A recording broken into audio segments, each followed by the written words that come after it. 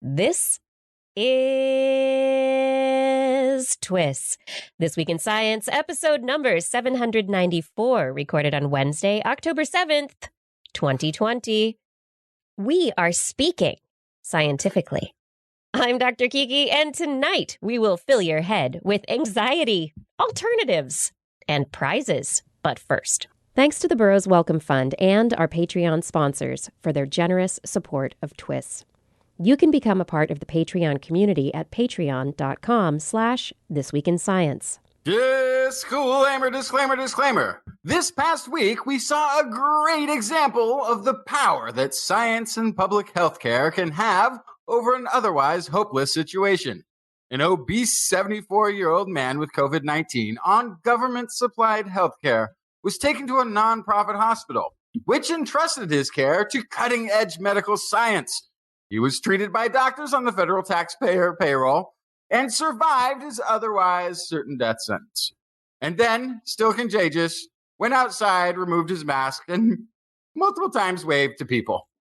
While we appreciate this gesture of showing strength after an injury, the thumbs up of the injured player being carted off the football field always puts the crowd at ease with a sense of he's going to be okay. Or not. It's really too soon to know. But now, guilt-free, we can go on enjoying This Week in Science. Coming up next. I've got the kind of mind that can't get enough. I want to learn everything. I want to fill it all up with new discoveries that happen every day of the week. There's only one place to go to find the knowledge I seek. I want to know what's happening. What's happening? What's happening this week in science? What's happening? What's happening? What's happening this week in science? A good science to you, Kiki and Blair. And a good science to you too, Justin and Blair and everyone else out there. Welcome to another episode of This Week in Science. Thank you for joining us and spending some time with us. We are going to speak about science tonight. We have a bunch of fun science to tell you about. I have stories about, those prizes. Yes, it is Nobel Prize time. Nobels are in the house. So we're going to talk about those for a moment. I also have we're back to a COVID update. I've got a bunch of updates on things related to COVID-19. Yay, I'm sure you're excited about that. And also, for those of us who suffer from it, a tinnitus shock. Yeah, Justin, what do you have? I brought some COVID-y stuff, too. I also have a Squid bot. Squid bot? Dino. I want a Squid bot. Can I get a Squid bot? Some possible find of dinosaur skin sensors. Sensory organs in the skin, embedded into their skin. COVID, lung jelly. What's that about? Yeah. I don't want to And, know. hey, should you actually be wearing a mask? People apparently are still asking. Yeah, the answer is yes. But we're going to talk about that. Yep. But we'll talk about The that. answer is yes. Also, apparently, I don't know if somebody else brought this, but the CDC is saying, can COVID spread through the air? I brought it. Yep. Okay. Yeah, the answer is COVID also update. yes, but we'll talk about that too. Yeah. COVID update comes later. Yeah. Tease. We're not teasing. No, some of this is why is this being found out 6 months after it was found out? We'll find out. Blair, what's in the animal corner? Oh my goodness. I have snake skin. I have decoy turtle eggs. And then as a quick story, I have a little insight to humans and the seasons. Yeah. For every season. Wait, there is a reason. Anyway. And the story is there might not be 4 of them. Okay. Well, I guess we did Definitely the show. got to talk. Yeah. Ooh, that was efficient. That was after done. show? Yeah, are we done now? No, we're not done. We're just getting started. That was just letting people know what we're going to be talking about. It's time for us to actually talk about the science. Now, as we jump into it, I just want to remind everyone that if you have not yet subscribed to This Week in Science, you can find us all sorts of places where good science and podcasts are found. YouTube, Facebook, on Stitcher, Spreaker, Spotify, radio.com, TuneIn, Google, Apple. We are there. Look for This Week in Science. You can also find information about the show at TWIS, TWIS.org, twist.org. All right. Time for science. Are you ready for some Nobel Prizes? We did not win. Again? Yeah. Totally not looking over. Snubbed we were robbed.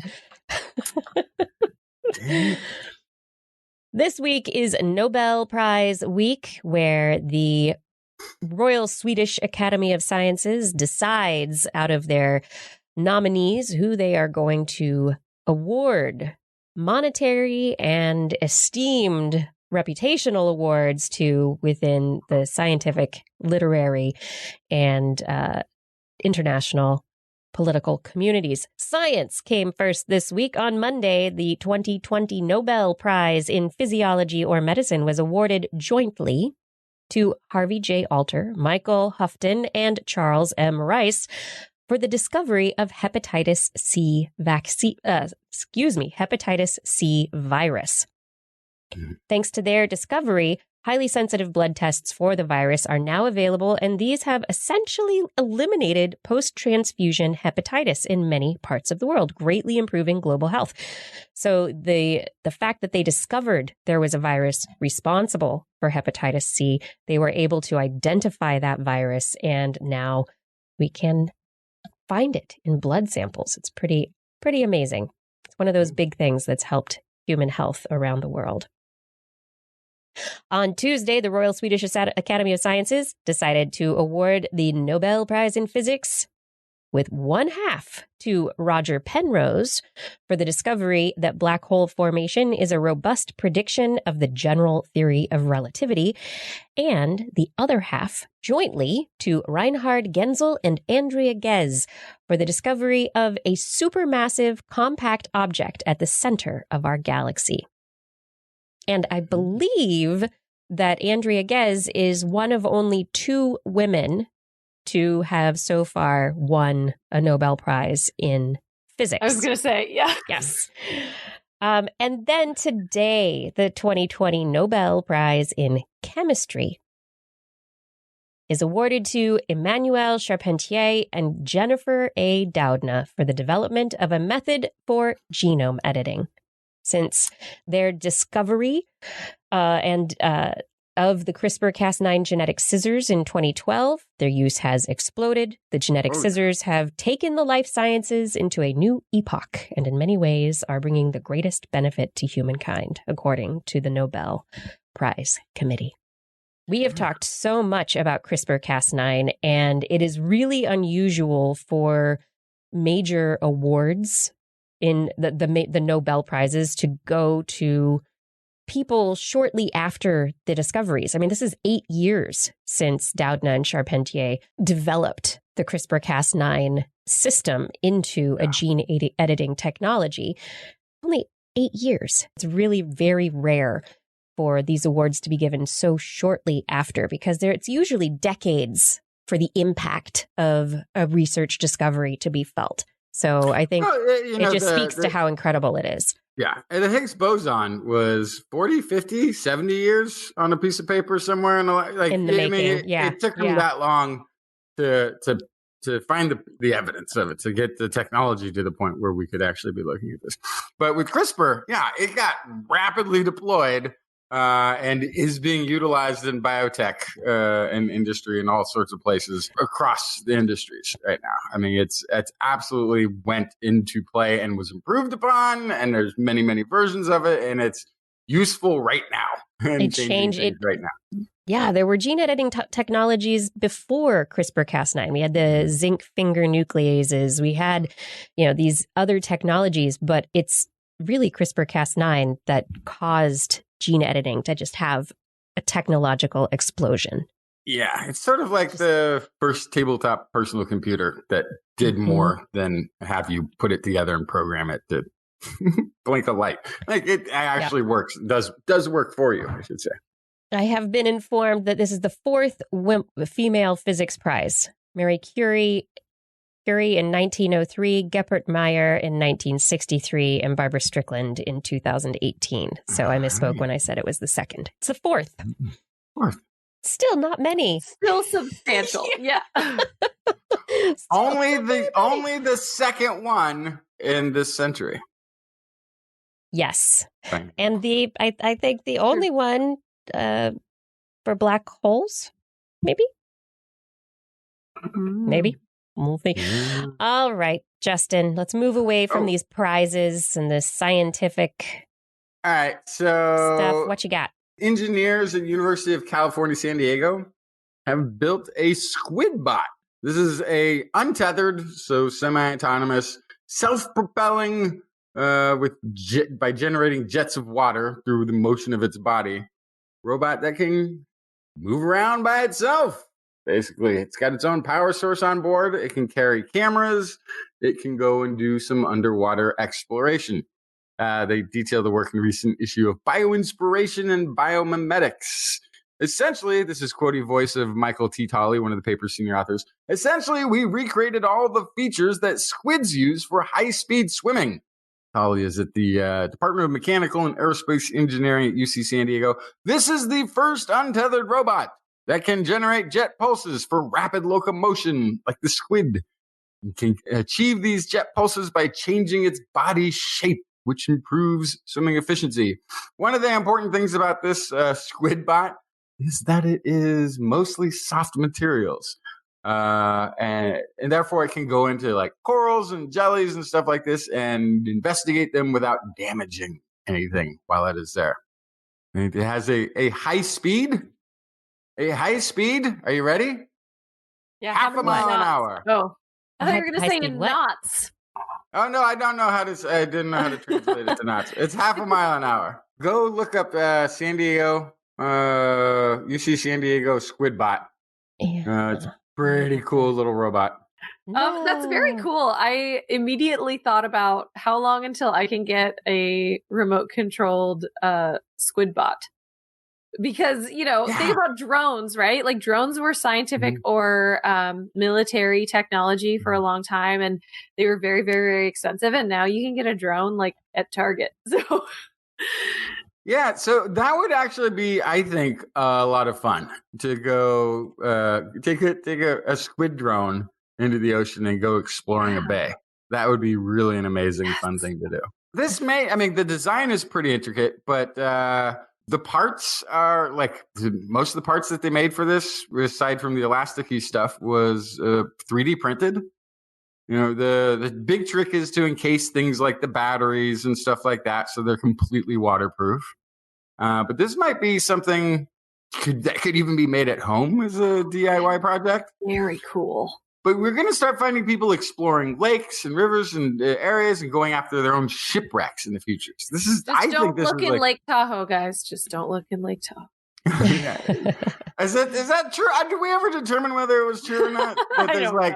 There's gangsters and cement galoshes still down there with their ties floating in the cold water. Yeah, I don't know. Yo, Blair. Yes. What you got? Oh, it's pumpkin spice season. No. But... Stop. What is that? No, we're not. No, it's not. Hey, listen, I don't agree with it, but you can't help but notice that it's just here. fall.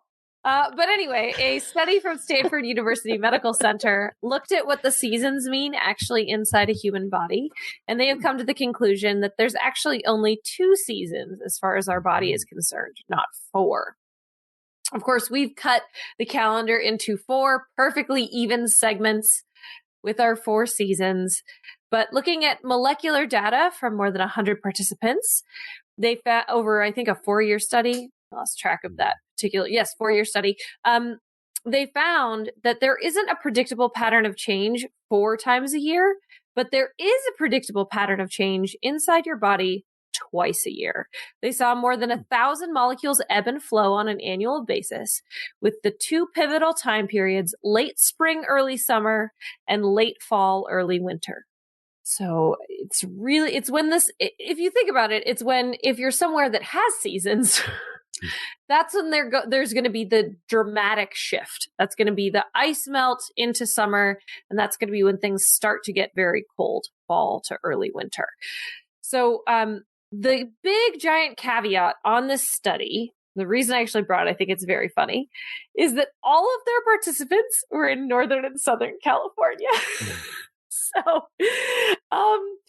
it's not really representative of what seasons are across the country. So I have questions as far as that's concerned. I was going to say, I don't even really think that Northern and Southern California, especially Southern California, even has seasons. No. At all. San Francisco certainly doesn't. Like, even you go kind of an hour away from San Francisco, there's definitely seasons. But in the specific little basin there where the San Francisco Bay is, it really never changes. So, here in Northern Europe, I believe it's just spring and winter. Yeah. There you go. But so their claim is that even though it's Northern and Southern California, since they saw that it wasn't really mapped perfectly over weather conditions, they think it's more complicated and therefore would track across the country. That's like a big leap. And obviously some study needs to be done here. But they specifically looked at things that are related to human health, and this could be really helpful. Inflammatory markers and hypertension are things that ebbed and flowed in the season. So this is something that if there really is two seasons to the human body, this is something that we could use, track immunity, inflammation, cardiovascular health, metabolism, microbiome, and more, so that the kind of treatment you get and the type of medical care that you get could be season dependent. And what's more, medical studies could be season dependent. And you'd have to make sure, even if they're shorter term medical studies, that you would do them across seasons, which I think is a really important point. I think it's really important, especially like right now, we're talking about developing a new vaccine, this vaccine for COVID-19, and they are accepting people for study. But if their bodies are in clinical trials during the summer to early fall months, yet the vaccine might be given to people after the studies are done in the winter to early spring months, late winter to early spring, like that's a completely opposite physiological paradigm. So that could potentially affect efficacy of vaccines in resulting in an immune response.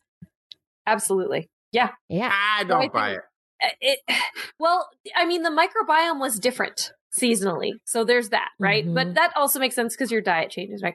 But also immune responses were different and inflammatory responses were different. So it does seem like that could have an impact on healthcare. Oh, just these stories more and more. Oh, look, we have to think of ourselves as animals living in an ecosystem who evolved.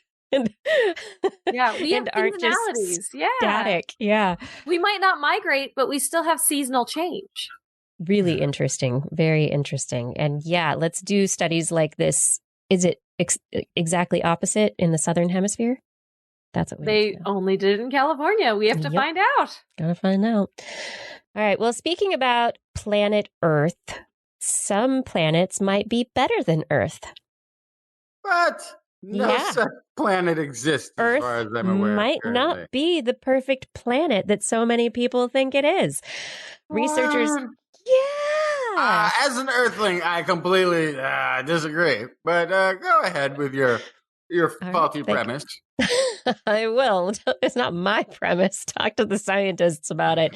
Researchers publishing in the journal Astrobiology say they have identified 24 super habitable exoplanets. What makes super habitable? Yes. Not just habitable. Super habitable. That's right. And super habitable means better than Earth. with characteristics For who? that might make them better for the evolution of complex life than our planet. Even though we talk about our planet as a Goldilocks planet, there might be variations on that Goldilocks theme that make somewhere in the middle ground flexible. It doesn't have to be just one particular Earth-like planet. It could be a planet that is slightly bigger, slightly older, slightly warmer, slightly wetter. And these are the 4 characteristics that they really used. They had a number of them.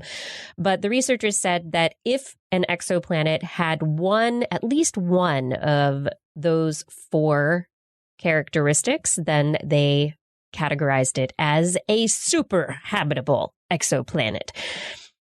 Now, the reason that they're looking at super habitable exoplanets is that if we just tie ourselves down to looking for planets just like Earth, we might miss signs of life on other planets around the universe. And so using data from some of these surveys, looking at little planets transiting stars in other galaxies, in other systems, solar systems, they looked at planets orbiting G-type stars that are very much like our sun. They also looked at longer-lived K-type stars. These stars are brown dwarfs usually and cooler than stars like our sun, but they live, instead of just like 10 billion years, they can live 70 or 80 billion years. These stars are extremely long-lived, which would potentially give a lot of time for life to evolve, become complex, and, who knows where it could go from there. So they started looking at those K-type stars as well, and they found 24 super, super, super exoplanets for us to look at later. Assuming life needs the same things that we need. Right. Making those assumptions, yes. That will always be my sticking point. Right. I mean, the basics. They're just looking for, warm, wet, gravity, orbiting a star. Okay, speaking about planets and evolution. Okay, Justin, you had a dinosaur story? Yes, I have a story that has nothing to do with planets or evolution. Wait, maybe it does. Okay. This is paleontologists. They have discovered looks like evidence of sensory capabilities in some fossilized skin of a 155 million year old carnivorous dinosaur. So the fossil is touchy-feely. It is. It's so this is Juravenator. Anyway, this is the name of the dinosaur. It comes from the Jurassic of Germany and is perfectly preserved from nose to tail.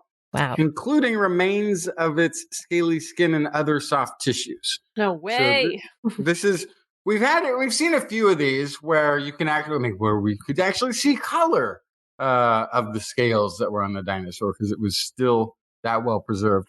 This is Dr. Phil Bell, Paleoscience Research Center, University of New England, and Armidale, Australia, is the leading researcher of the study in the study of dinosaur skin. Few people pay much attention to dinosaur skin, which I have to say is true. But then how often does that come up during the day, really? Because it is assumed that they are just big, scaly reptiles, he said.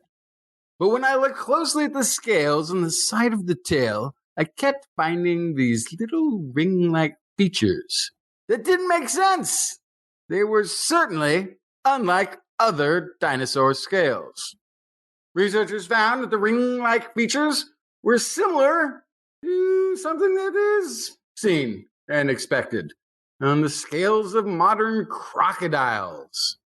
These nodes, called integumentary sense organs, are responsive to touch, chemistry, and temperature information, providing crocodiles with important sensory information from their surroundings. So it's possible that this dinosaur had sensors in its tail that could tell it underwater when and where prey was. So then the question, of course, is, is this emergent evolution? Is this something that could have been inherited from dinosaurs and passed down to what became crocodile? I don't know that these things are even related. So in my textbooks, I have to kind of put that asterisk because things have changed since I was in school. But in my textbooks, dinosaurs, crocodilians, and birds made up Archosaura. So they were all closely related. So that would make sense. Why wouldn't an organism have sensory organs on its skin, on its covering? I mean, it's weird. That's why. I mean, to talk about reptiles, pythons have heat sensing organs in their lip. Yeah. Sharks have electrosensory receptors in their mouth. That's right. Dolphins have sonar type stuff going on in their head. So I mean, it's there. Right. So whether this was just on the tail makes me wonder why an animal would be using its tail to sense prey. That seems backwards. Yeah. So were these more specifically concentrated in the head region? Were there other areas where these were found where the skin was not preserved as well? That's were these possible. all over the dinosaur? It could also be this is sort of a bipedal looking thing. Mm-hmm. So it could be that the lower part of the body was in the water and the upper part was out. And that sensor might just be like, go put your tail in the water. And it's like, yeah, no fish in there today. No reason to swim around here. I'll keep going until my tail dino sense says there's something, and then start looking for it. Yeah, no, that's what I was thinking too, is the way this animal is standing. It seems like having receptors on the top half of your body wouldn't be as helpful if you're wading through the water like this. Yes. And on the other hand, this is also maybe in the day when there are ginormous predators. Even though this one's a carnivore, there might have been some really big predators. Those senses might have just been there to look out for other predators that were looking under the water and knowing when not to be in the water. Or, I mean, the bumpiness of it looks a little bit like chicken skin, when you get rid of the feathers and the way that the skin is kind of bumpy, or how when you get goosebumps, your hair piloerects, which means your hair stands up, and that is in its heat, it's part of thermoregulation. So in birds, it would have potentially been used as part of lofting the feathers for thermoregulatory purposes. It could also be if there are small hairs on the surface of the animal, that there's some aspect of thermoregulation or sensory hairs that would have been associated with them. Could be. I don't know. But if you compare it to the crocodile, if you compare it to the crocodiles, it's a pretty good fit. It looks a lot like the little bumps that they've got all over their body. On the crocodiles, all over the place. Are those sensory in the crocodiles? Yes. Yeah. Yes, they are. Yep. Okay. Sensory animals. Makes me so happy. But some things make me anxious. Oh, what's that? And just everything? Yeah, everything these days. But what's the difference between being happy, feeling love and comfort versus anxiety? Oxytocin. It might be better known as the love hormone, but UC Davis researchers have confirmed that it has a role to play in social anxiety. And that role is specifically related to production of oxytocin in an area of the brain called the BNST, the bed nucleus of the stria terminalis. Yeah, and in their latest study, these researchers from UC Davis showed that the BNST connects directly to anxiety-controlling brain regions. And when they chemically blocked the hormone in the BNST by injecting another chemical in there, mice had no evidence of anxiety. There was no oxytocin produced and anxiety didn't happen. But when they added oxytocin injected directly into the BNST, previously unstressed animals became really stressed out. Wow. And it didn't have anything to do with the injection into their brains. This line of study might lead to anxiety treatments down the road. Perhaps. This is interesting. This is like very polar opposites, right? Being created by the same hormone. But I'm also thinking about like, I don't know if it's oxytocin, but kind of the butterfly feeling you get when you like see somebody you like and it's new and whatever. It creates anxiety. Yes. It creates a huge amount of anxiety. And I wonder, I have no idea if that could also be linked. I don't know, but that's really interesting. Yeah. Like what is this butterfly feeling? Like what are the hormones involved there? Well, the bottom line for this study is that the oxytocin involvement, oxytocin could be involved in that, but it has to do specifically in where the oxytocin is released. So when it has to do with love and bonding and comfort and my friends, my family, when it's the love hormone, it's being released in the hypothalamus. But when it turns to anxiety, it gets produced in the BNST.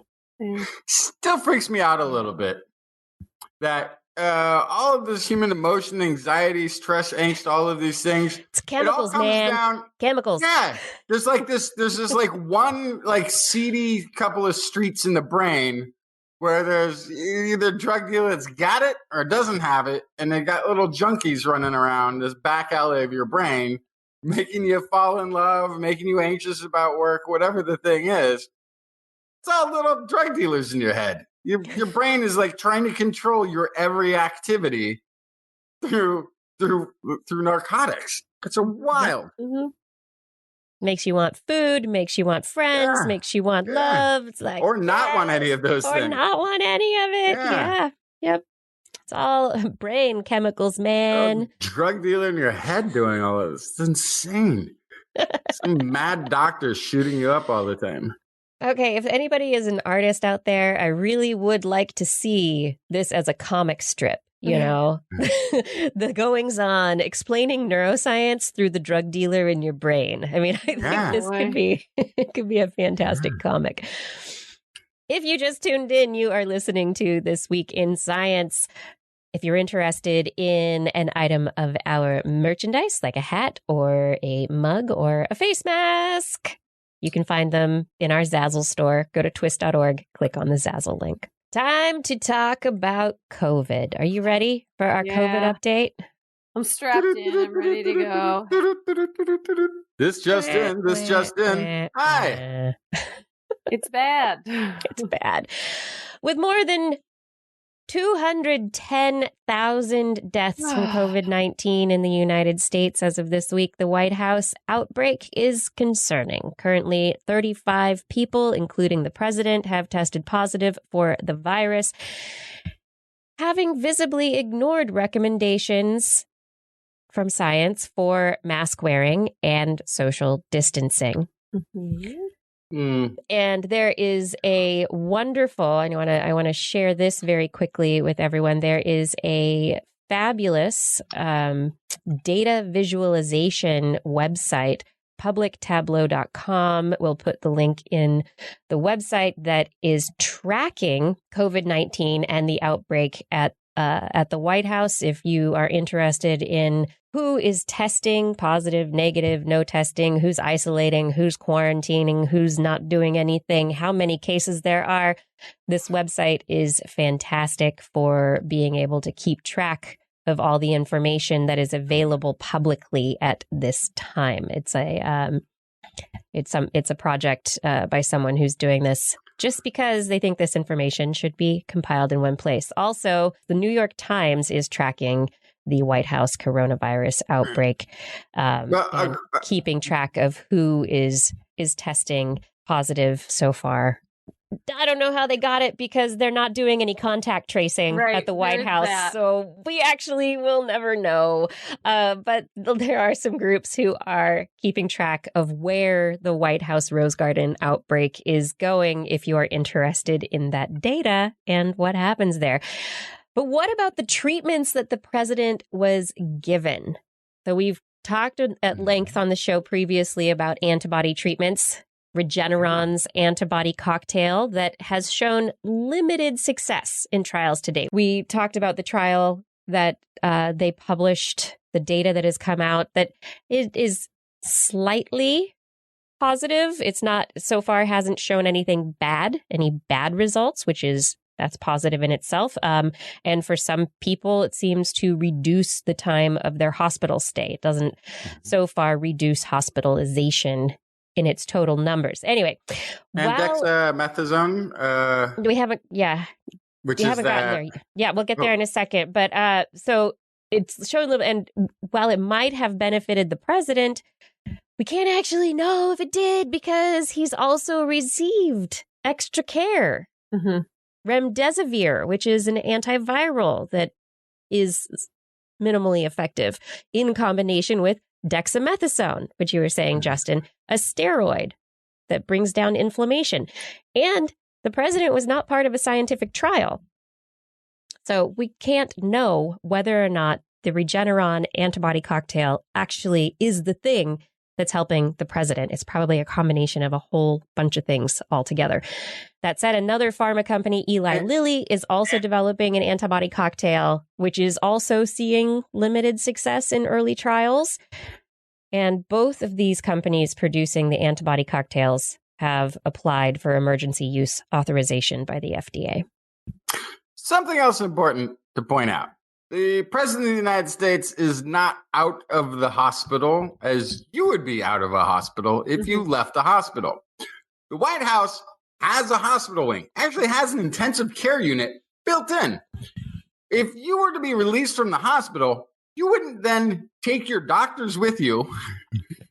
30, right? I think it's 30 or something. They bring your 30 doctors with you to your home where you have an intensive care unit in your garage. It's different when the president is going home than when you are going home because it's not the same thing. He didn't leave the hospital or he was released even. He transferred hospitals. It's basically what took place. Yes. Yeah. And like you mentioned in the disclaimer earlier, having all sorts of help if everybody who got sick had as much health care, public health care as the president, didn't have to worry about the bill. Yeah. So what are we going to do about all of this COVID-19 stuff? Well, like we mentioned, vaccines are on their way. But when are those vaccines going to be ready? The White House wanted them to have Pfizer to have a vaccine ready before the November 3rd election. Well, the FDA released a vaccine guideline this week that will not allow any vaccine candidates to really be ready for authorization before the election in November. The guidelines specify that vaccine trial volunteers need to be followed for at least 2 months after their last injection for any potential adverse reactions, and also to look for vaccine efficacy, making sure that it worked. And so even though it's not politically expedient, the transparency of the guidelines are going to benefit the public in the long run, providing a safer and smoother process toward that authorization. So and good job, FDA. I think the really important thing here is that, the whole idea of the efficacy of a vaccine being how effective it is times how trusted it is, right? And so I already I have friends and coworkers and family that have already said to me, "Oh, well, I'm not going to be first in line for that vaccine." And the reason that's there is this idea to push it faster. It's people that trust science, that trust modern medicine, are already distrustful of this process because of this agenda to push it by a certain date instead of doing it right the first time. And of course, I always say, oh, well, the FDA knows what they're doing. If it goes through a clinical trial, I'll be first in line. It's fine. I'll go ahead of you because I trust the process. But it's still, it hurts the overall opening of the country for us to try to push it faster than it should go and not breed trust in the system. The politicization of this whole thing is also what's breeding that distrust. Apparently the president requested hydroxychloroquine when he went to Walter Reed, and they're like, "No, we don't do that. We don't do that. That will hurt you. It's bad." Really? Yeah. Oh, this is like learning without a book, I guess. Yeah. Learning. But and then the thing is that if the vaccine comes out, maybe some resistance on some to take it, but the vaccine will be intended for, in the United States alone, 325 million people to have it. Before you give something that absolutely everyone is going to get, you need to know that it's safe, because you're going to give it to everyone. That still outweighs the threat of the virus. Yeah, you have to. Speaking of guidelines, I'm just wondering if they really should be called guidelines. Maybe they should be called guide areas. The CDC has waffled on their guidelines around airborne transmission. First, they didn't say anything at all because they insisted that it was based on physical contact. Then they posted something about airborne transmission only to take it down. And finally this week, they have updated their guidance stating that, quote, the principal mode by which people are infected with SARS-CoV-2, the virus that causes COVID-19, is through exposure to respiratory droplets carrying infectious virus. What? Yay, they've said it. They continue. What? What do you mean? Wait, what? It can go through the air? Yes. But that's not. No, we reported on that back in March, February. Yeah, we did. Yeah. We've been talking about it for a while, but finally the CDC has updated their guidelines to reflect the scientific understanding. And so they continue on their website by specifying definitions of things: droplets, aerosols, airborne transmission, and how these phrases, words are used in different contexts, which understanding the words is very important so people understand each other, and how they're used in different contexts. Like aerosols is used very differently in a hospital where it's aerosol produced by ventilation procedures or versus public health uses generally. So finally, they state that COVID-19 is mostly spread through close contact. And what they mean by that is within 6 feet or for an extended period of time, probably without wearing masks, not touching necessary. It doesn't have to be that direct contact, but if you're able to spread those droplets to each other, get droplets in each other's airspace. But it can be spread in certain situations through specifically airborne transmission in enclosed spaces with limited ventilation, where an infected person who exhales respiratory droplets and small respiratory aerosols into the air for an extended period of time. So this leads directly, now that we have this CDC verification guideline on the website, to your next story, I think, Justin, about what can we do about airborne transmission. Is there something that we can do? Has science told us? No. There's nothing. You're going to be forced to inhale the virus no matter where you go. No. Oh, well, I mean, we've talked about face masks. It's been the recommendation earlier, just to doubly check, just because it's easy to test now. Simon Fraser University in Canada researchers, they went and looked at public health units that suggested that the local area make face masks mandatory, where the face masks were made mandatory, and areas in Canada where the face masks were not made mandatory. They looked at from July to August, and they showed what they showed was that new cases were down 25 to 40%, which is 700 to 1,000 fewer cases per week in areas that mandated face masks. So yeah, looks like it worked. Whether or not everyone feels obliged to wear a face mask in this country or not. Yeah, the liberty issue on this whole thing is somewhat. I both get it, but then I'm like wondering, where are all the nudists? Where's all the people who are just like, it's a free country, I'm not wearing pants anywhere? Like, why? Like, I'm glad at least we got to them civilized to the point that they will wear pants in public. But We got to him a little late on the mask issue is all. Otherwise, but thankfully we got as much done as we did. Also, this is maybe we can get them to put pants on their face. We got patients who were dying with severe COVID-19 respiratory failure. A lot of them, when they're looked at, they find a jelly had formed in their lungs. Yeah, researchers have now established what the active agent is in this mystery jelly, so it's no longer a mystery.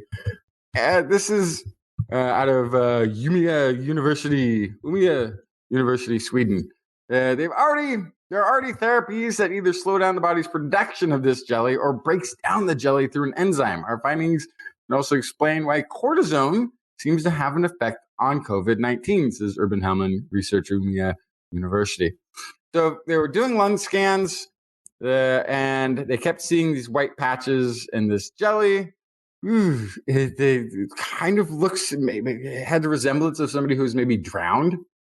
But the jelly, turns out, is a polysaccharide glycosaminoglycan group. Glycan group. Really? Yeah, it's normal in the body. Basically, this is something that usually shows up around tissues to help do early stages of healing. But this is, it's also produced, it's high, I can't say the word again, hyaluronan. Anyway. Hyaluronan. Yeah, you're doing a little better. Hyaluronan. Oh, there you go. Somebody can pronounce. Yes. Okay, anyway, that stuff. It's actually made sometimes by the beauty industry synthetically for anti-wrinkle treatments, lip augmentations. But so they found that they can bind. This is a long molecule. It binds lots of moisture and forms this jelly-like substance that we were seeing in the lungs of the COVID-19 patients, which is part of why this runs right in the alveoli of the lungs, which results in the need for ventilator care. In bad cases, people are dying based on this jelly, which is trying to heal a thing with the damage that's going on in the lungs. So it turns out currently a drug that is being used to slow down the production and other things is already out there for gallbladder attacks. Even cortisone, says here, reduces the production of hyaluronan. Preliminary data shows positive effects on treatments of cortisone drug dexamethasone on severely ill patients. So anyway, we may have found a mechanism for why that steroid has been especially effective at the survival rates if it's knocking down the production of the molecule that's creating the lung jelly. We have now sort of figured out some more of the mechanics as opposed to throwing stuff and like, hey, this worked, hey, that worked. So it's interesting because this is usually given to the critically ill if they are going on ventilator. But these early indications that this drug is maybe that the cortisone might be useful earlier to prevent the production might explain why the president got it. Because this was on the list of drugs that he was given. This is part of that cocktail. He was given it way what a lot of doctors, a lot of people in the public were saying. He's like, hey, that's really early. That's what they give them when you're on the ventilator. But it may be that there's some great use in having it much sooner to prevent the initial creation of that lung jelly so that you never get to the point of ventilator. So there may be more arrows in the quiver for doctors going forward as we figure out the mechanics, not necessarily of the virus and how to stop that spread, because people seem to be a little unwilling to take even the smallest steps to take that 6-week break from reality, from the world, and then we could just be done. Let's treat symptoms is the second wave of defense, I suppose, to try to keep people alive until the after effects of the disease. Yeah, let's get it going. Let's find those symptoms. Let's figure out, let's one by one, figure out how to treat them and keep people alive long enough that they can get past the disease. That's what we want to do. Well, get past the initial encounter with it. Well, this is This Week in Science. If you want to help TWIS out, help us grow. Get a friend to subscribe to TWIS today. That would be pretty amazing. All righty. coming on back for that part of the show that we know and love to call Blair's Animal Corner with Blair. She loves our creatures, great and small. Biped, millipede, no pet at all. You want to hear about animals? She's your girl. Except for giant pandas and squirrels. There's Animal Corner.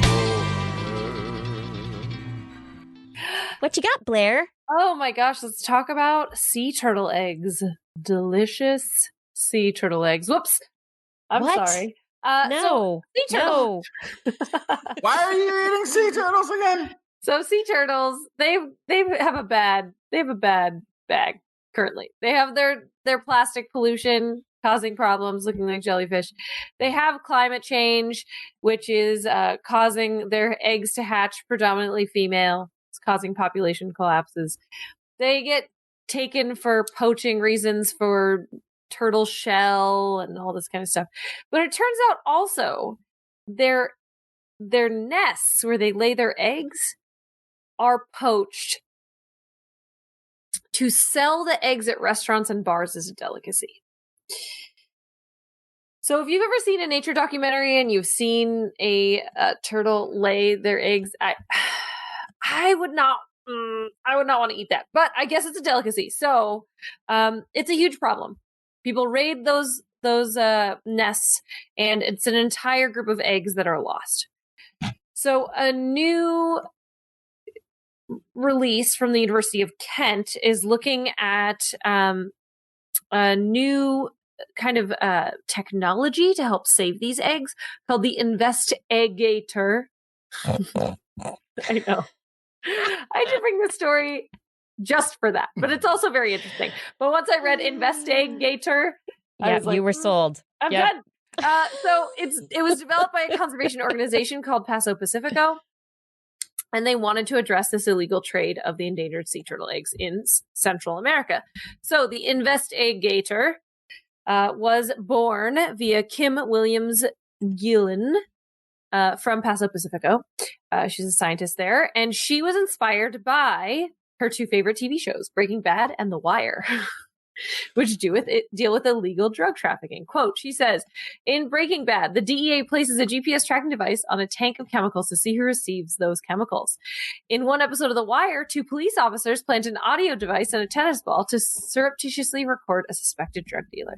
Turtle eggs basically look like ping pong balls, and we wanted to know where they were going. So we put those two ideas together, and you have Investigator. So they have a 3D printed decoy. They put those in 101 turtle nests in 4 beaches in Costa Rica.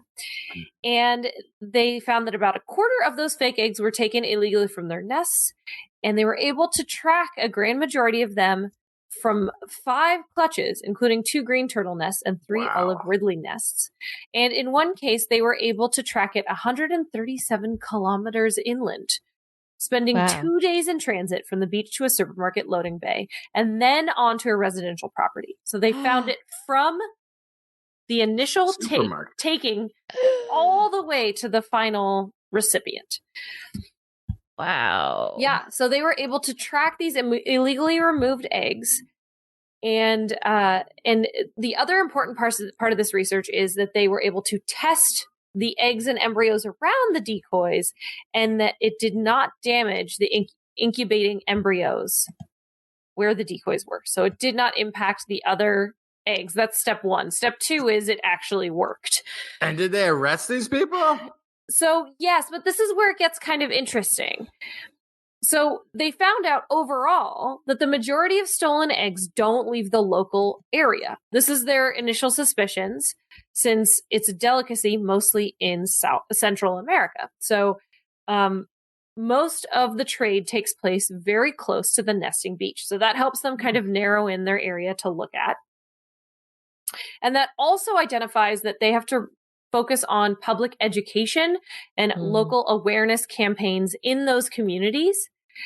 And if they know where the consumers are, then they can cut off the demand, which is really what this is about. So when you think about poaching, yes, you should not be hunting wild animals for sport or for meat or for souvenirs or for a little tasty turtle egg treat. But it's not always the people collecting or hunting those endangered species that are really the problem there. Because also a lot of the time, these are in areas where there's not a lot of opportunity for high income jobs. And so it actually presents a really good, if you're looking at socioeconomically, it's a really good opportunity for these people, right? So really you have to cut off the demand. That's where it comes down to. And often the demand for these endangered products come from the very rich. So if you can figure all of that out, then you can help figure out where it's going. Because it doesn't matter, if you think about rhinos, for example, it doesn't matter if it's illegal to poach a rhino in Africa. If you're able to sell that in another country or another continent, then if they get it out of that space, it doesn't really matter. What matters is where the sale is happening. So it helps them to kind of focus on the multi-pronged conservation approach that you need, which is education, building better economic opportunities so people don't have to go poach sea turtle eggs, and enforcement. So all of those three areas are really what it's about. And you can't do proper education unless you know where the end of that supply line is. What's really cool is that Paso Pacifico plans next to try to use this 3D printing technology to track shipments of shark fins, to make decoy shark fins. Yes. Interesting. And the step after that, they're now looking into potentially tracking the theft of parrot eggs, because parrot eggs are taken not to eat, but to sell in pet stores. So that's the other thing to look at there. People are weird, man. I think a lot of it is about status symbols, right? You want to have something different or expensive or exotic. And so a huge part of that, part of my big side of the conservation education that I do is when I go talk to teenagers, is I make sure that they don't think it's cool, because they're the next generation of consumers. And if they decide that endangered animal products are gross and disgusting, then suddenly there will be no market. So there is a hope there.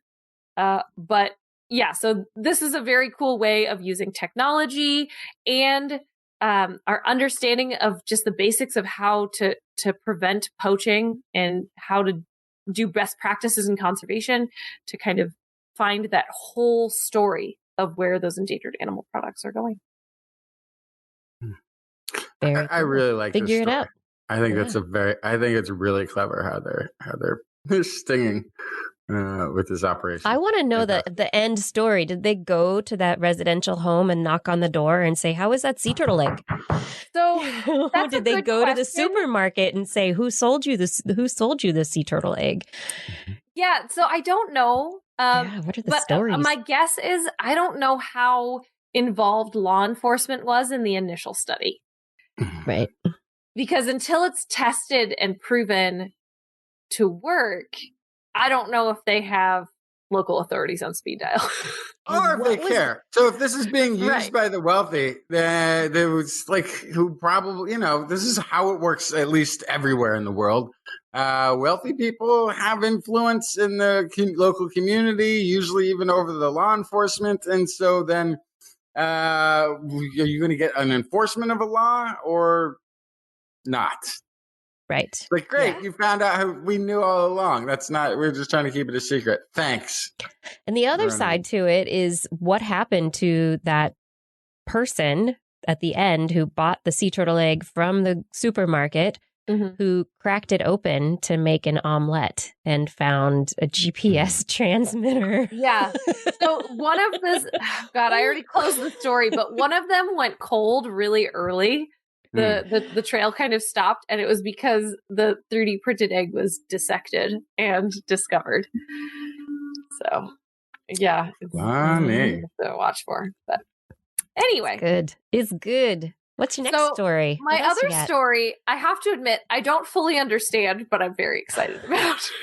All right, maybe we can all work it out together. Yeah. So this is about the origin of skin color. which I think is very interesting, mainly because, I know about melanophores and melanin and how, how light or dark skinned you are as a human is related to chromatophores. So there's the cells that determine skin color. The presence of or lack of pigment. So we talked about melanin. And so that's all about how light is reflected, right? So I've known about that obviously for a pretty long time, but I never really put thought into the fact that humans, and in fact all mammals, are some shade of brown or black. And that's it. But reptiles, amphibians, fish, they can be purple or green. It's like, why aren't there purple or green mammals? So it turns out there are 3 types of chromatophores. Melanophores, which are the ones that we have, black or brown colors. Xanthophores, which are red and yellow. And iridophores, which have crystals in them that reflect multiple colors. So that's just everything else. And so, as I said, mammals have melanophores. Reptiles and fish carry all of them, which is why they have all these crazy colors. But so this is specifically looking at in snakes, corn snakes. Woo, not coral snakes, not venomous snakes, corn snakes, one of the most popular pet snakes that exist. And for that reason, snakes that have been kind of bred for color and come in a lot of different interesting colors. So looking at why they have different colors and where genetically the origin of skin color came from. And this is where stuff gets crazy. Okay, so it all kind of came from this idea. This is from the University of Geneva, that there are, sorry, I just kicked off my slippers because I'm getting excited. Okay, so there's a lavender variant, they call it, of corn snakes, which they're kind of duller, they're lighter, they're actually very pretty, but they don't look like the traditional corn snake, which is kind of brown, orange, and red. And so they found a mutation of a gene involved in this change in color that is also involved in the forming of lysosomes, which are the quote unquote garbage disposal vesicles of cells. It's where you put all your junk. So this single mutation in the lysosome is enough to affect every skin color in this snake. So the reflective crystals and pigments, all 3 types of those chromatophores, are impacted by lysosome-related vesicles. Which brings us back to the origin of colors and patterns in all vertebrates. It looks like melanophores, we already know, are known to be stored in organelles known as LROs, or lysosome-related organelles. Okay, so we knew that they had to do with lysosomes. And on the other hand, the storage location of red and yellow pigments and the crystals in other types of chromatophores is unknown. But what they found is that there's a mutation with the lavender corn snake where it turns them into pink and gray, that has to do with this thing called the LYST gene, LYST. And it regulates lysosome trafficking. And the mutations of the LYST gene is also what causes Chidiac-Higashi syndrome, which is characterized by albinism, an impaired immune system, and accumulation of enlarged lysosomes. So now we have pigment and lysosomes related. And so this all comes down to the liver. So liver cells in vertebrates are where a lot of lysosomes are kept. And so the lavender corn snakes had larger and more aggregated lysosomes. So they found that the morphology and arrangement of colored vesicles in the chromatophores were altered in the liver. So what we see here is it looks like the origin of skin color is tied to immunoresponse and the liver. Yeah. Wild. Yeah. It's really and weird. Cellular metabolism, considering that those lysosomes are involved. Yeah. Yeah. Yeah. So this thing that is totally, you think about as superficial, is actually tied to deep cellular processes. Yeah. And an internal system in your body. So in snakes, yes. But but as I mentioned, we know that melanophores are related to lysosomes. So it does tie in with that. So it would make sense that would be a continuation. So this was also the first time that different chromatophores were shown to not be created from scratch during evolution, but they all had a basic mechanism in common from these LROs. So they want to look in further study, finding the mechanisms responsible for a variety of skin colors and color patterns. And if there's something that you can see looking at lysosomes, looking at other genetic keys that play a part in functions like camouflage, protection, intraspecific communication, all these other things that they're doing.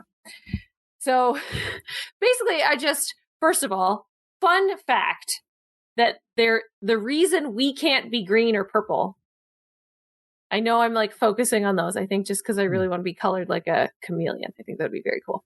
But the reason we can't be green or purple is because we don't have the right chromatophores. But also that this all has this like deep cellular connection is fascinating to me. Yeah, I think it is really interesting. Carol Ann Benoit is asking, isn't that how we make vitamin D in humans? There must be something with other animals' skin color and metabolism and endocrine processes as well. So yeah, this and vitamin D, we do know is associated with melanin in human skin. So there is a link there between immune processes, skin color, and that metabolism for sure. Mm-hmm. There's one exception to the brown skin mammals. Or maybe more than one. But blue whales and maybe some dolphins. They're gray. The bluish gray. They live in the water. So that's yes, this is also true. Yeah. I think the orca environmental coloration. Yeah. But I never thought of that before. I think either. You've been told blue whales are blue your whole life. You're colorblind, Blair. I understand. I get it. It's all shades of gray to you. Well. I don't buy it. That's all I'm saying. Yeah. Well, I would love to know more about this. I'd love to hear more about, how these specific cellular and immune cells and endocrine regulation impact the chromatophores, the melanophores. How do we? Yeah. Well, and then of course, is there a way to hijack it so that we can have purple children? So this is exactly this is the conversation I had with Brian over breakfast. So because I was talking to him about this story, I was like, so if we could like somehow use CRISPR and this information and like hack what color our baby was going to come out, like what crazy thing would you want? He didn't want to play, I think. I don't know. I mean, if our kid's the only one, maybe not. But if it's like a thing that other people are doing, can we make fish like I don't know, like zebrafish or like lionfish or angelfish? I'm gonna have. What kind of fish are you talking about? Why are you talking about fish? Because they have cool colored skin too. Oh, a pattern. Yeah, pattern. It's pattern. Not a color, but a pattern would be very cool. Oh yeah. Oh, that's very Star Trek. Like I would love to have the Yeah, you can. You can have that now. It's called a tattoo. Yes. But you can choose. But you can choose or choose not to do a tattoo, which I think is what we should allow the children to do. To do either get the tattoo or not get the tattoo. The idea that parents would choose tattoos for their children, I think is a great thing. Is silly, but it's something to think about. Yeah, but I do think like a little bit of the designer baby thing is like choosing tattoos for the newborn baby. Mm-hmm. It is. Which, What about and, like it would be pretty eyes, permanent though? as opposed to a tattoo, which could so potentially cool. be removed. Just if you had like just the purplest eyes you've ever seen. Don't tattoo your babies. That's all I'm saying. Jackson Fly says, don't tattoo your babies. This is This Week in Science. If you are just tuning in, hey, guess what? Calendars are coming. What? If you are tired of 2020, as I am, get ready for 2021 with a TWIS Blair's Animal Corner calendar. The 2021 calendar. You can celebrate, get ready with TWIS and a Blair's Animal Corner calendar. The link for pre-orders will be available on the website very soon. We'll let you know through social media, but be sure to check the website. Calendars are coming. Get ready. Also, thank you. Thank you for listening to TWIS. Thank you for being a part of making TWIS happen and allowing us to keep going through your support, because really it is your support that makes this show run and allows it to keep going week after week after week so that we can keep bringing science and discussion to you. And with your help, we can continue doing that and bringing a little bit of scientific sanity, hopefully, to more people. So if you want to keep on helping, if you haven't dived into the support waters yet, head over to twis.org, click on the Patreon link, and choose your level of support right now. $10 and up, and we will thank you by name at the end of the show. It's pretty easy. It's once a month, $10 and up, and you can help bring science to the world. Thank you for your support. We really can't do this without you. And we're back for some more science. Well, let me get into some brain science. Brains. I love the brains. So, question for the study that I'm going to talk about right now is, what could be contributing to cognitive deficits in children, in people with trisomy 21, with Down syndrome? Children with Down syndrome often experience cognitive delays compared to typically developing children, but there's substantial variation and the effects can be mild to moderate. And we know that there are higher risks of certain neuro-related diseases like Alzheimer's disease. And a few studies have shown that there are elevated levels of inflammation in people with Down syndrome. And so researchers at the Italian Institute of Technology in Genoa and their colleagues published in Neuron this week about their work with mice and with post-mortem human brains from deceased people with Down syndrome. Now, when they were looking at the mice, they used a murine, they call it a murine model, a mouse model of Down syndrome, in which instead of the 21st human chromosome, it is the 16th chromosome in mice that gets triplicated. There's 3 of them. And the mice in this model of Down syndrome show some of the traits: delayed development, motor and cognitive skills that are different from typically developing mice, but they don't have dysfunctional neurogenesis or some of the other issues with brain development that other mouse models of the condition have. So they looked at these mouse brains just to take a look. They're like, okay, this is a model. It's not in humans, but we're just looking at it. And they didn't really find any differences in the neurons or in the overall numbers of microglia. But what they found is that there were more microglia that had been activated. And what activation means is that they are triggered to create inflammation in the brain. Actually, to inflame the brain. Microglia are brain cells that are a part of the brain's immune system, and they help the brain fight off invaders. And neuroinflammation is often triggered by these activated microglia. They have changes in the shape of their cells, their electrophysiology, and also in the protein expression.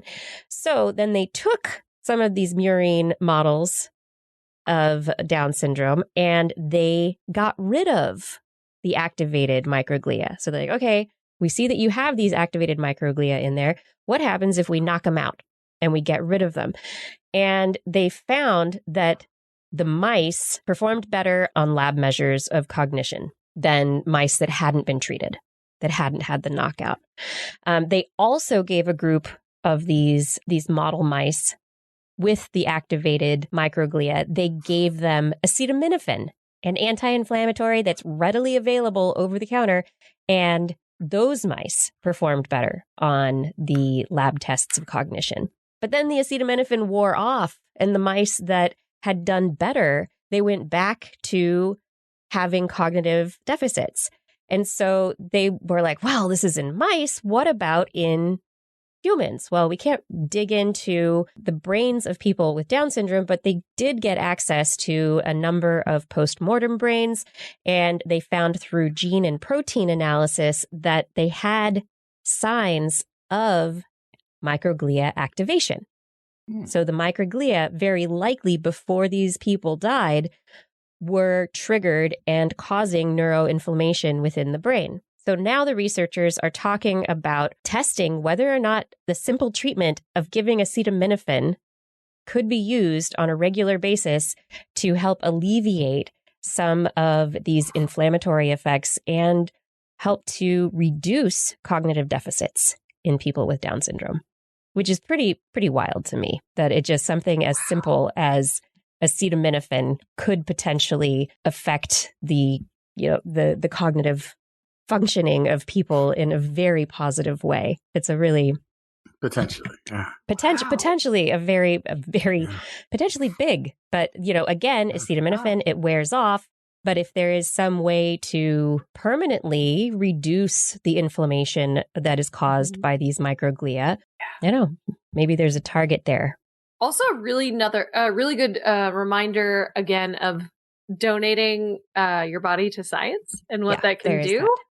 Wow. I mean, you obviously can't just poke around somebody's brain when they're alive, but you sure can do that after they die, and lots of other people can benefit. Yeah, a lot can. Wow. Yeah. So, I mean, I'm just like, my mind is blown out because of just acetaminophen. Like you go to the pharmacy and you're like, bring home a bottle of acetaminophen, take a couple of acetaminophen. It's a very readily available compound. I mean, how many people are fascinating on aspirin for the rest of their life after a certain age? It wouldn't be that weird to say, okay, here's my daily acetaminophen. Yeah, I do know acetaminophen does have negative effects on the liver. There are issues with taking it long term that can be very problematic. So that needs to be taken into account, and cost benefits need to be determined. So definitely some research to go forward with. Do either of you hear ringing in your ears? Not sometimes. Currently, but yeah, sometimes. There's all those shows where I insisted on being at the very front where the stage was, right in front of the speakers. Probably a bad call. Yeah. So tinnitus, it is something that affects a very large number of people, and usually starts affecting people more as they age. It is one of the first signs of hearing loss, or the damage of hair cells in your ears. And wouldn't it be great if you could get rid of it? I mean, but really, what is tinnitus? What is going on when it happens? Well, in your brain, sometimes tinnitus is a physical thing. Sometimes it is your brain misfiring because it's confused. It's kind of like phantom limb syndrome, but in your ear, where your brain used to be able to hear certain frequencies, but now the hair cells that would pick up those frequencies in your inner ear, they're no longer there, but the nerves are still there and want something to be giving them information, so they're just making it up. And so because the nerves in your ears are like, let's make it uppity it, that you hear this ringing. So some aspects of therapy to get rid of tinnitus are based on retraining your brain. So one of the most successful methods of tinnitus therapy is actually cognitive behavioral therapy, which is a type of talk therapy that people, if you're rating on a scale, it does, this is the only clinically validated tinnitus therapy, actually, this CBT therapy, and it improves tinnitus severity scores by about 10 points on average. So there's a researcher, a biomedical engineer, Hubert Lim at University of Minnesota, Twin Cities, and he was doing some neat deep brain stimulation stuff to help restore hearing in patients, trying to put electrodes deep into the brains of their patients. And some of them, the electrodes didn't quite go in the right place. And then when he'd turn the deep brain stimulator on, the patient would be like, whoa, that's happening, because you had to turn it on, and the people had to give responses as to what was actually happening, how the stimulator was working. And he's put one electrode in a patient, and when he turned it on, the patient was like, oh, my tinnitus is gone. I can't hear my tinnitus. Where'd it go? And so he started digging around and trying to figure out, he's like, well, there's got to be some way to stimulate nerves in the brain, in the body, to shut off tinnitus and to turn it off. And so he has gone after this multi-pronged approach to get rid of tinnitus, using a methodology that he's published in Science Translational Methods, where basically it's like making your brain multitask, and it involves electrically stimulating your tongue. What? Yep. What? So he got 326 patients with tinnitus to do this training series where for about 12 weeks they'd sit for like an hour a day with a small plastic paddle that's like an electroshocker. The researcher says the electrical stimulation feels like Pop Rocks candy fizzing in your mouth. Can you imagine sitting with Pop Rocks candy fizzing in your mouth for an hour? Yeah, it'd be awesome. The never-ending Pop Rock, that is like the dream. That's the dream. Like the Willy Wonka invention that they never got right.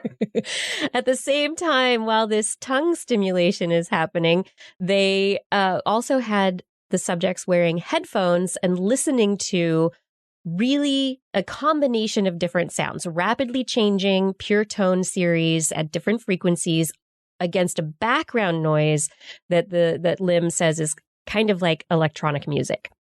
So putting the two things together, you've got the tones, you've got the background noise, you've got the tongue stimulation, and really it's about making the brain multitask to retrain it so that it doesn't pay attention to the tinnitus anymore.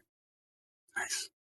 So that by this doing all these things, it's like trying to ride a unicycle while patting your head and rubbing your stomach. But, maybe that'll make, I don't think that'll make your tinnitus go away. But the researchers said that that the patient's tinnitus symptoms improved dramatically. They saw an average drop of 14 points on a tinnitus severity scale. So don't know what a little bit better, but that sounded impressive. Yeah, it's a little bit better than the cognitive behavioral therapy. The big thing about this, though, is that it lasted a long time. The team followed up 12 months later.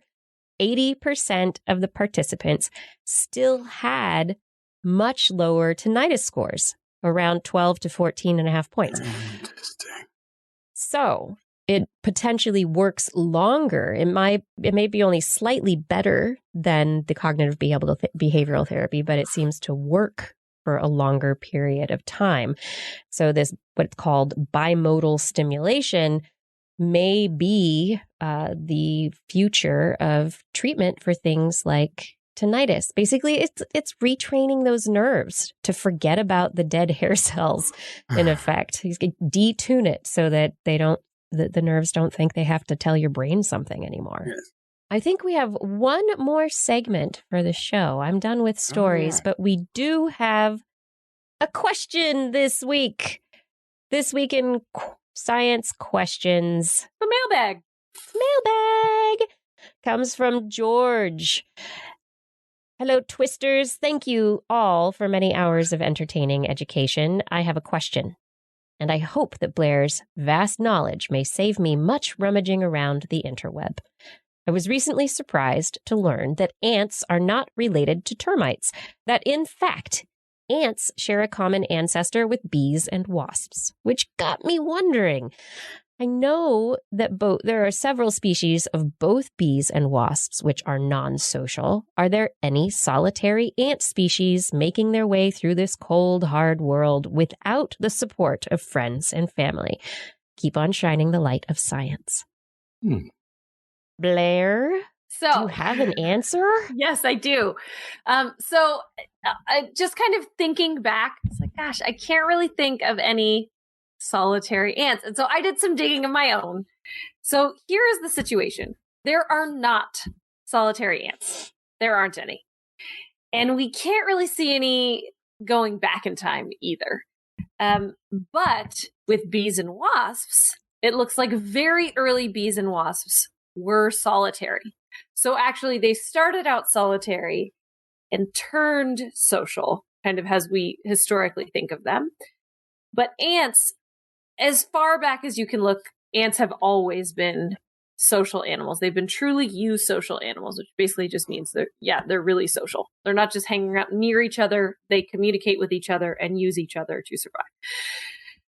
The closest you get with ants, this is interesting, to being solitary, is that there are a couple types of ants that will forage alone. They don't want any help when they're going out, when the worker ants are going out to do their job. But they still come back to a nest or an anthill where it's still a very social space, and they're still bringing those things back to a colony. The other kind of close call you have with ants is that there are workerless ant species that are parasitic to other ant species. So they're basically just freeloaders in other anthills. Yeah, but they still are social in that they're not usually alone in terms of their species, and they depend on the other ant species to survive. So ants are social species. It looks like they have pretty much always been social species. It was very interesting. Cool. It was a very cool rabbit hole to kind of fall down and learn about. Thanks, Blair. That's awesome. Yeah, I can't even picture unsocial bees. Oh, yeah. Yeah, they exist. Mm-hmm. They're just off on their own.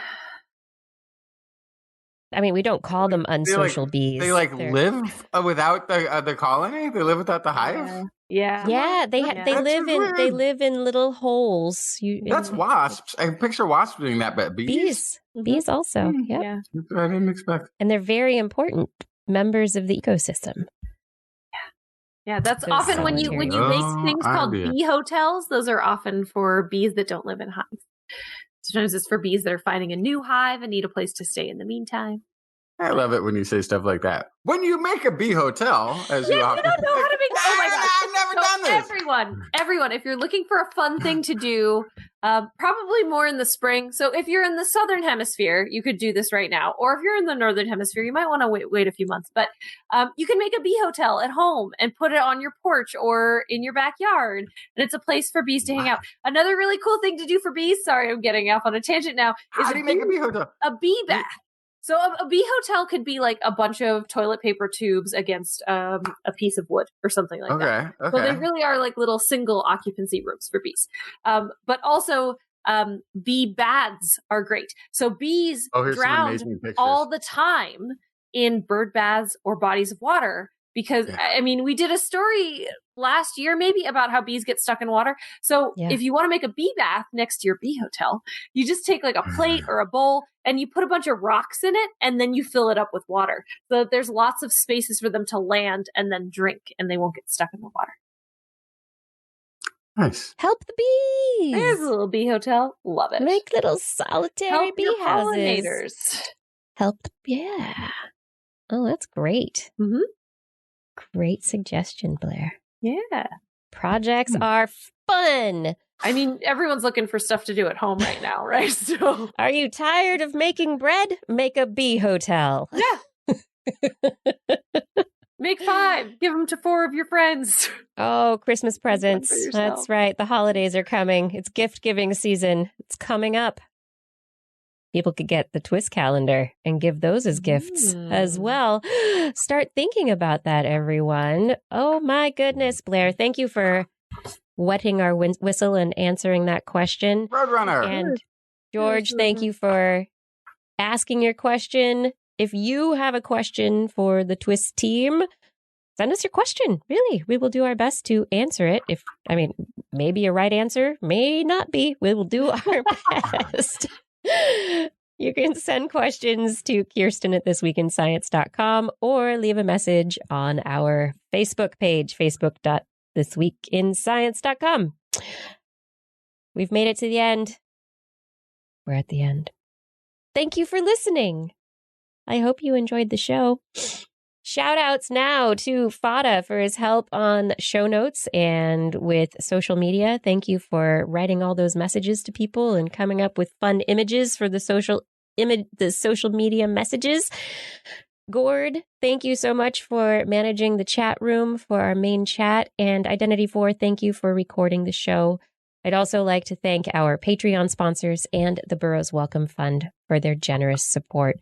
Thank you to Donathan Stiles, a.k.a. Don Stylo, John Scioli, Guillaume, John Lee, Ali Coffin, Maddie Perrin, Gaurav Sharma, Josiah Zahner, Mike Shoemaker, Sarah Forfar, Donald Mundus, Gerald Slurels, Stephen Alberon, Daryl Myshak, Stu Pollock, Andrew Swanson, Fred S104, Corinne Benton, Sky Luke, Paul Ronovich, Ben Bignell, Kevin Reardon, Noodles, Jack, Brian Carrington, Matt Bass, Joshua Fury, Sean and Nina Lamb, John McKee, Greg Riley, Mark Hessen, Flo, Jean Tellier, Steve Leisman, Ken Hayes, Howard Tan, Christopher Rappin, Richard, Brandon Minish, Melizond, Johnny Gridley Flying Out, Richard Porter, Christopher Dreyer, Mark Mazaros, Artyom, Greg Briggs, John Atwood, Robert, Rudy Garcia, Dave Wilkinson, Rodney Lewis, Paul, Matt Sutter, Philip Shane, Kurt Larson, Craig Landon, Mountain Sloth, Jim Drapeau, Sarah Chavis, Alex Wilson, John Ratnaswamy, Sue Doster, Jason Olds, Dave Neighbor, Kosti Ranke, Matthew Litwin, Eric Knapp, E.O., Kevin Parachan, Aaron Luthen, Steve DeBell, Bob Calder, Marjorie, Paul Stanton, Paul Disney, Patrick Pecoraro, Ben Rothig, Gary Ed Dyer,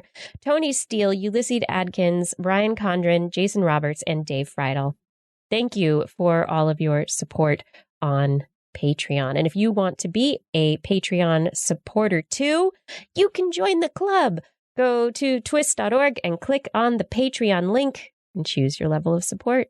On next week's show, we will be back Wednesday, 8 p.m. Pacific time, broadcasting live from our YouTube and Facebook channels and from twis.org/live.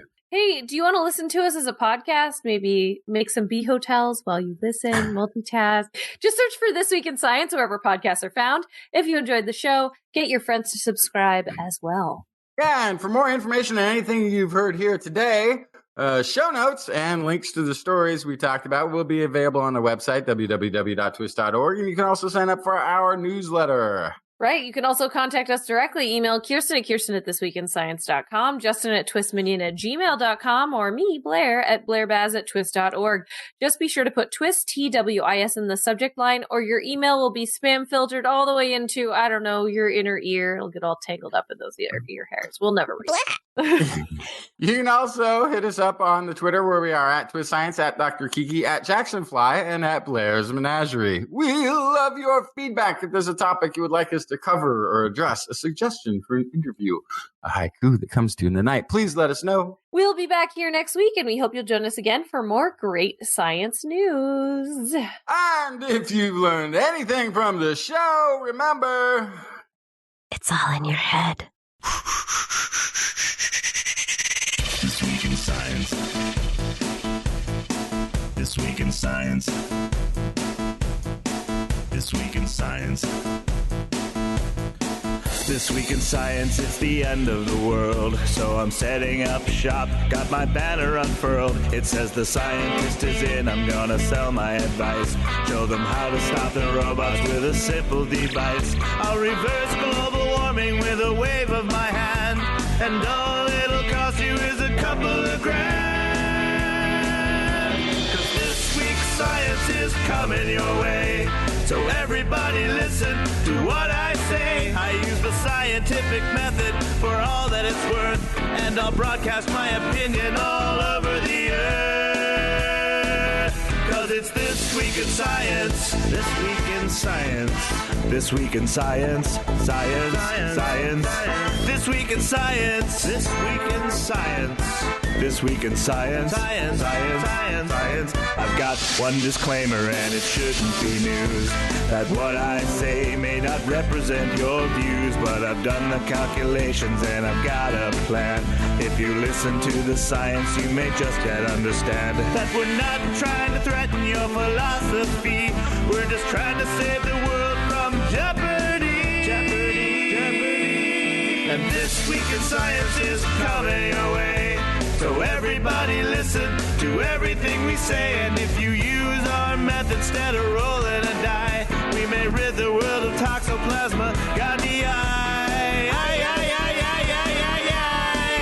Cause it's this week in science. This week in science. This week in science. Science. This week in science. This week in science. This week in science. Science.